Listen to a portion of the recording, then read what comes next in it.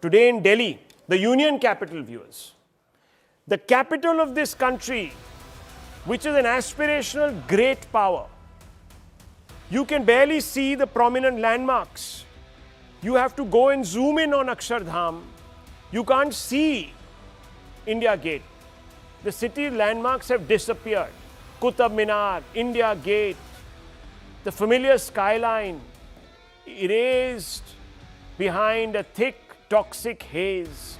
This is not fog, not winter chill, but poisonous air that millions are forced to inhale every single day, viewers. The AQI numbers are off the charts and you will see them. Look at this, 553, the highest it has been in a December month ever.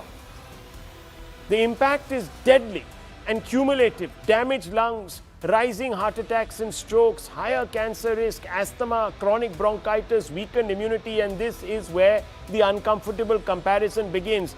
Japan enforces the world's strictest vehicle inspections and advanced emission controls and enjoys some of Asia's cleanest urban air. France imposes odd-even traffic rules, car-free days and high diesel taxes cutting emission. Sweden uses carbon taxes, renewable energy and green urban planning, delivering low pollution with high quality of life. Singapore prices congestion, restricts car ownership and strictly polices industries' emissions, keeping traffic pollution in check. While these countries have taken tough steps, what is our government doing, viewers? It has turned on the sprinklers in Lutyens, Delhi, as if the odd squirt will settle the air.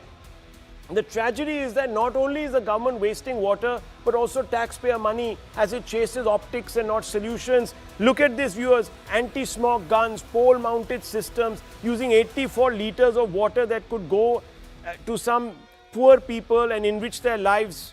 Each tanker holds around 1,000 liters, viewers, sprayed into the air, as if it's going to kill the smog, kill the fog, as if we're all going to be okay and we're all stupid. So why is India failing? Because, viewers, the center state blame game rages only. Weak enforcement, overlapping agencies, no unified airshed plan. Even the Supreme Court admits court orders alone can't clean Delhi's air.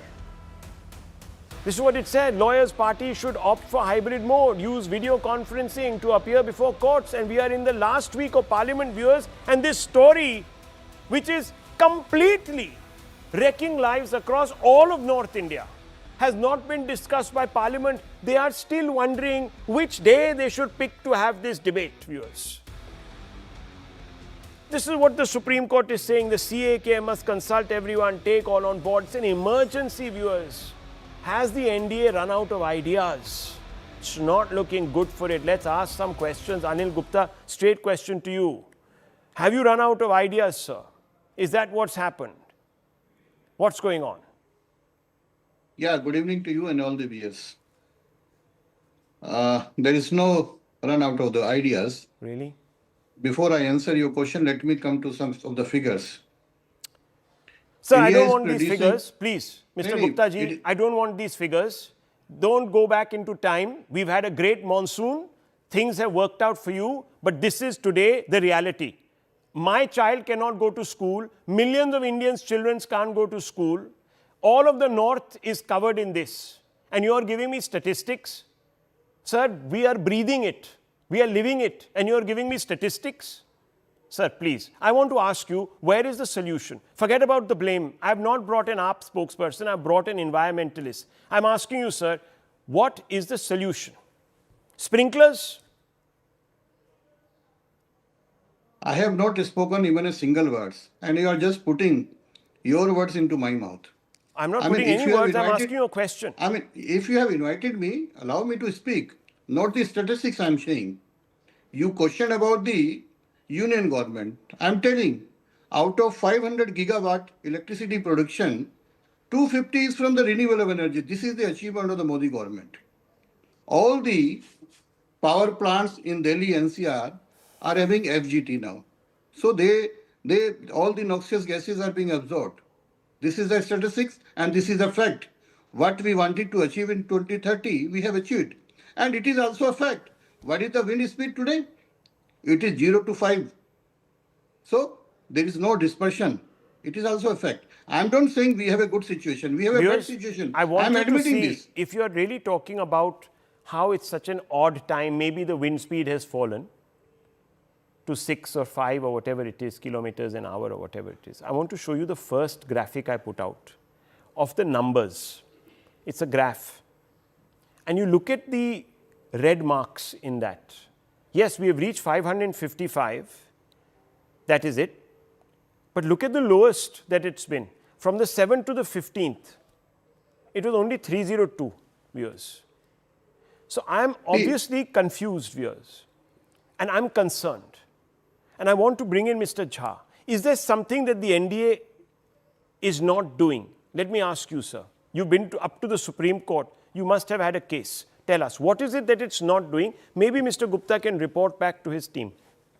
So first thing, Rahul, I think what the current government and previous governments also has not done is to accept that this is a problem. Right now, hiding behind what you've done is not enough, because whatever that you've done, if the air quality index is still 550 or whatever, it's actually more than 800, 900 in various areas. That means that whatever that you've done, either you have not done it or you've not done it right. And that's the reason why Delhi's AQI is what it is today. And 38 out of 39 air quality monitors today in Delhi-NCR has crossed 500. Because it stops at 500, so we don't really know whether it's 550, whether it's 700, whether it's 900 or not.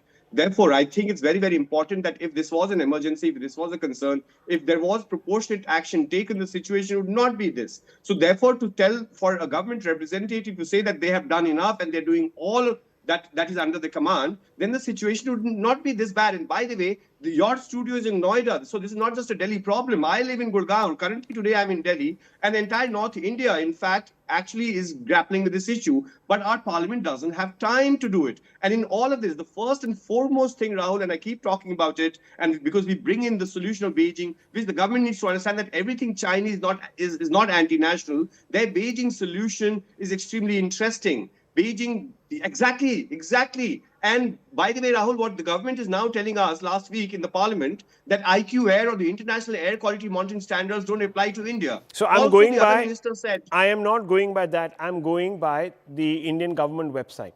Absolutely. And that in Lutyens, Delhi, it's 439 in a place called the Golf Club, which is a green belt. Absolutely.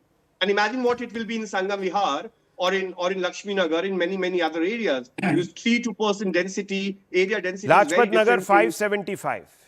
Absolutely right. Right? And Daryaganj, many of these, and I'm not even talking about the 13 hotspots. So, Rahul, I think my humble request to Mr. Gupta, I've been on various debates with him, that, sir, I know that you have an intent, or I would like to accept that you have intent. But intent will only be known if we see transformative change year after year, if in the month of November, December, we are actually fed with this data or fed with this air. For you, it might just be a number. For our children, it's their lung capacity. You know what? I was on a show right now, on a physical in-conference show. Every parent said that they now have an inhaler or a nebulizer. Now, that should wake up the government, the conscience of our parliamentarians and our executive in some way or the other. This is not a propaganda, Mr. Gupta. This is something that people are actually facing. And there's an outrage there which needs to be solved by the government. Sorry, I'm not able to solve it. I can perhaps buy an air quality monitor 1, 2, or 5, or 7, or 9, but there are millions, or majority just can't do it. So accepting data is extremely important, and really bringing those transformative changes. Be it Beijing, if you don't like Beijing, do the London style, do the Japan style, do Singapore style, do San Francisco Mr. Gupta, style. You know, but we have listed some things that can be done. Odd even is something that does work. It showed it worked, but you resisted it. The limits on recycling cards, for example, you lifted. So clearly, there are certain issues. You have maybe, I don't know, picked populism over public welfare. I don't know. So please explain, sir, why is the air quality so bad? And don't blame it now on just the odd environmental factor, because I'm giving you a period of time since it's been bad. When you ask the questions to me, I have to do some comparison. Okay. Is it not true that for last 10 years, Delhi got the tag of red letter day of the history? It is not a fact. If you compare, I'm not saying that we are in good position. Today, as per the CPCB bulletin at 4 p.m., we have a 427 average AQI. I'm admitting in front of you. But what measures we have taken, what the previous government has not taken, I have to explain in front of you. It is not true that as compared to the last year, we have 79 good days as compared to 66 last year. As compared to the very bad days, we have 3 as compared to 11. Now I come to the solution. I explained in your channel earlier also. We are working on 2 types of strategy. One is the elimination of source. And one, because this is an emergency situation, we got all this in the legacy. We don't have a control on the nature. We don't have control on the wind speed. Today, wind speed, yesterday and today is 0 to 5 MPS. So no dispersion is there. It is a fact. But we have to find a solution. What solution we are finding? I'm telling you. And we are able to reduce the AQI by 50 points as compared to the previous years. Delhi has a road network of 28,500 kilometers. On war footing basis, we are repairing these roads for dust mitigation. We are filling the potholes. We are doing the mechanical sweeping. We are doing the spraying. And one more thing. And for the long-term strategy for this carbon dioxide system, we are developing the new forest. Okay. We got so much thing in the legacy. So, Mr. Gupta, you will invoke legacy. No, 1 second. That's a fair point. You will invoke legacy, but you won't be able to do it next year, right? Or maybe the 3rd year. So you're on the watch. The media is going to constantly ask questions. You will have to have answers. Fine. Today you've given me these points. You're mitigating. But I just want to make one point, viewers. When there's very little dust, when there's very little air actually flying around, very little dust gets picked up. So dust is not what is actually causing this. This smog is not because of dust, because he's himself saying there is no wind. One of the part.